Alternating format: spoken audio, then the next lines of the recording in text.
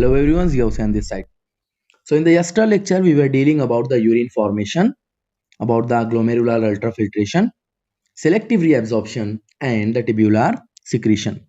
So today hand we are dealing with a topic called as functions of the renal tubules, that how the different types of the tubules are working for the urine formation and for the absorption of the different types of nutrients in their respective categories.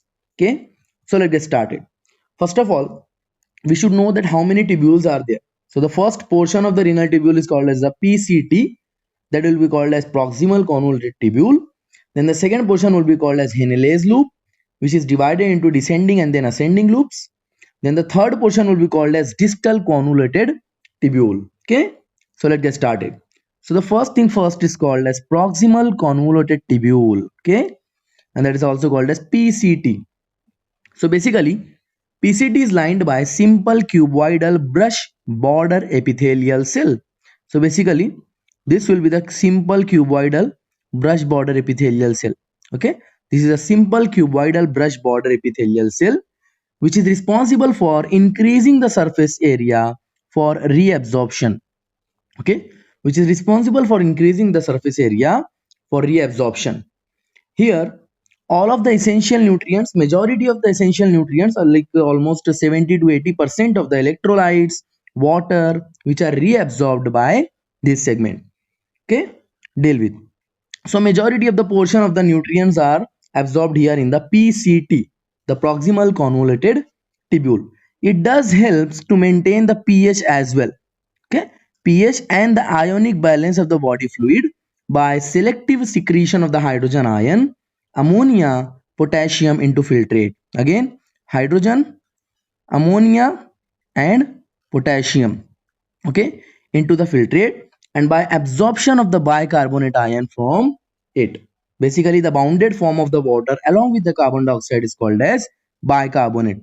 Here you can go through like H2O plus CO2, correct?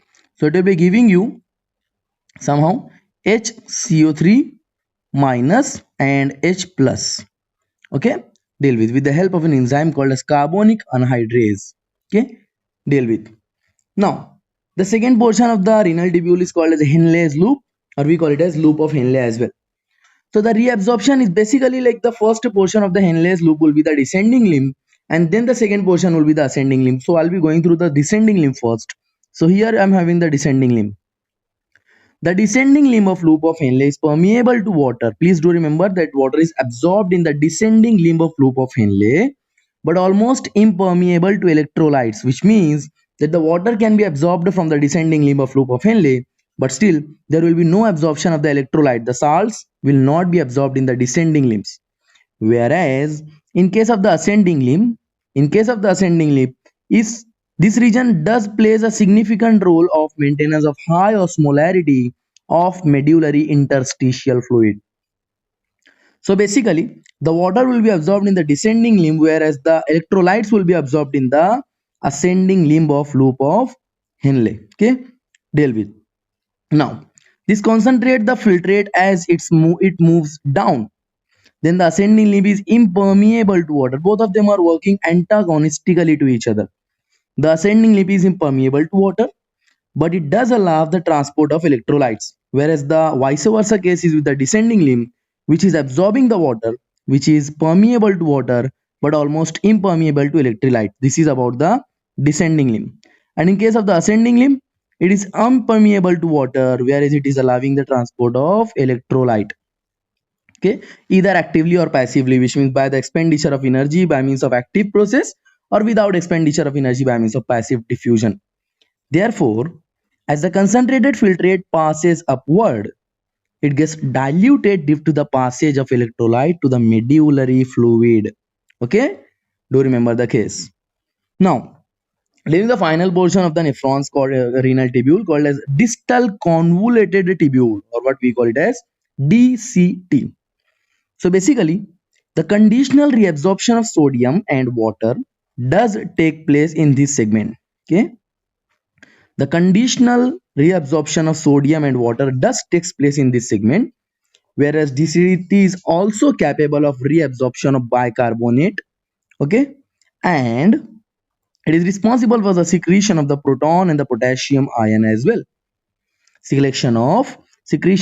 Selective secretion of hydrogen and the potassium ion and the ammonia for the maintenance of pH. For the maintenance of pH first, and then the sodium potassium balance in the blood. So what are the functions of the DCT? It is responsible for reabsorption of bicarbonate, then secretion of hydrogen and potassium and ammonia. Why? For the maintenance of the pH and for the sodium potassium balance in the body. Now, dealing with the diagrammatic representation of the case. So here we have all the phases here, that is called as a proximal convoluted tubule. This portion will be called as proximal convoluted tubule. Okay, and now the another portion will be called as the loop of Henle. This is the loop of Henle, whereas this portion will be called as distal convoluted tubule. Okay, deal with. So which thing is getting absorbed in which portion? So the first thing first, do remember what is this? This is the Malpighian corpuscle, which is a combined structure of the glomerulus and the Bowman's capsule. The first portion of the nephron is glomerulus, and the second portion is divided into renal tubule, and the first part of the renal tubule is called as Bowman's capsule. So both will be combinedly called as, they will be called as Malpighian corpuscle.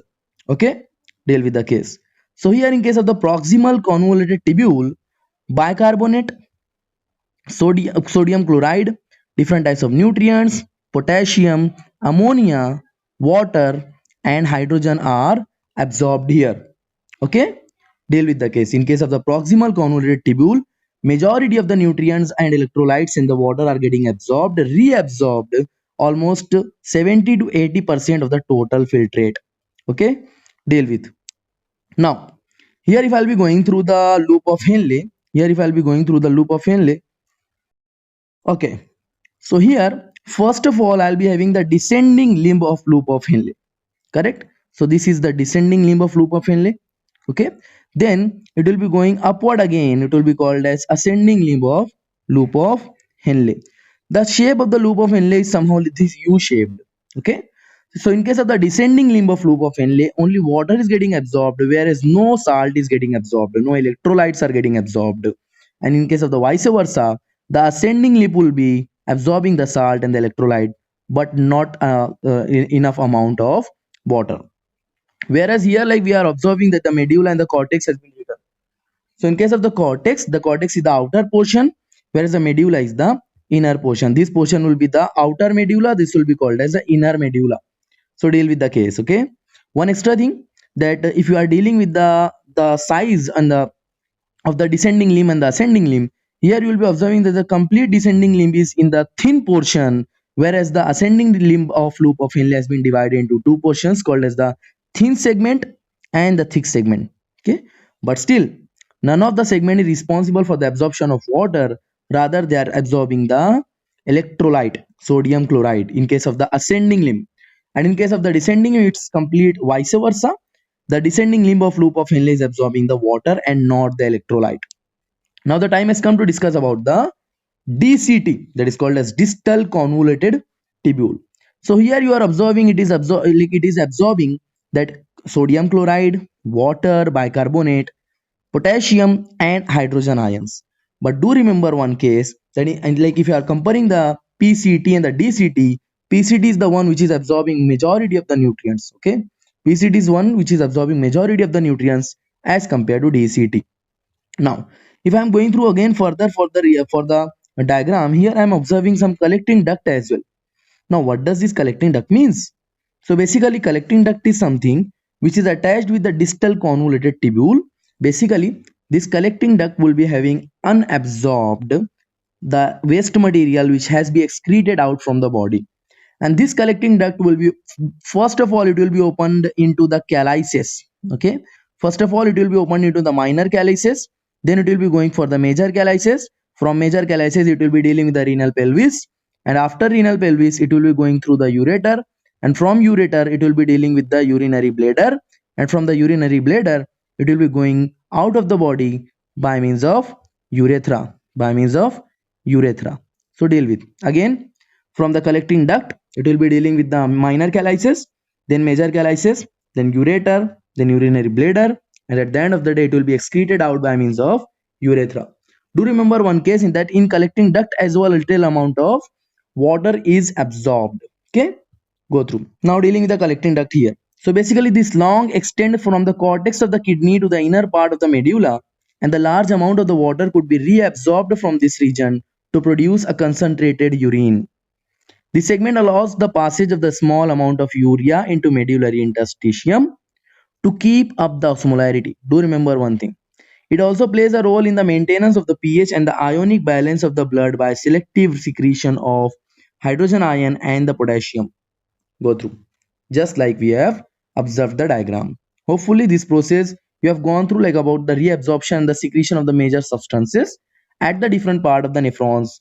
Basically like we have gone through the proximal convoluted tubule, then we have dealt with the descending limb of loop of Henle, then we have gone for the ascending limb of the loop of Henle. At the end of the day we were dealing with the distal convoluted tubule, and the last was none other than the collecting duct.